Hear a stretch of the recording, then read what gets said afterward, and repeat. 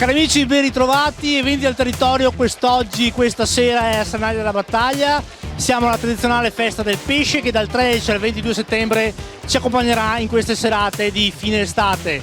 Siamo in compagnia del vicepresidente della Proloco di Sernaglia, Aldo Lorenzon. Aldo, una festa che anche quest'anno riconferma la volontà della Proloco di promuovere il territorio e i suoi prodotti.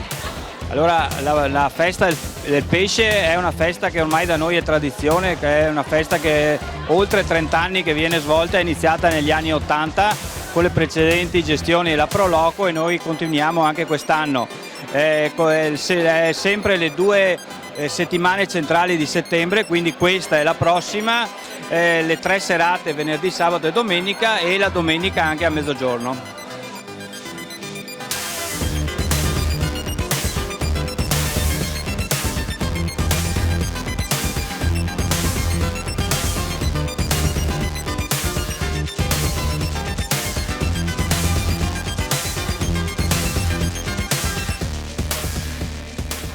Naturalmente ricordiamo, non puoi ricordarli tutti, ma qualche piatto particolare sì.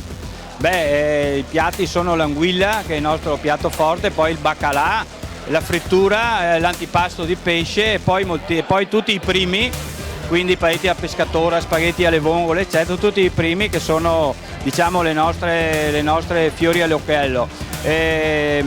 Quindi dico a tutti: provate, venite a vedere e assaggiare le nostre pietanze. Allora, noi ti ringraziamo dell'invito che anche quest'anno la Proloco ha voluto darci. Volevi aggiungere qualcosa? Sì, volevo ricordare a tutti che le ultime 2 settimane di ottobre, nell'ambito dell'iniziativa I Delizie d'autunno, c'è anche la nostra tradizionale festa della zucca, quindi anche là invitiamo tutti a essere presenti e a partecipare. Ringrazio inoltre tutti i volontari e la Proloco che lavorano a queste manifestazioni, che sono più di 100 persone che danno il loro contributo gratuitamente e poi diciamo sono sempre presenti anche durante le fasi preparatorie delle iniziative, e tutta l'attività svolta viene utilizzata per iniziative nostre, delle nostre attività, ad esempio tipo i carri allegorici o altre iniziative che poi facciamo durante l'anno.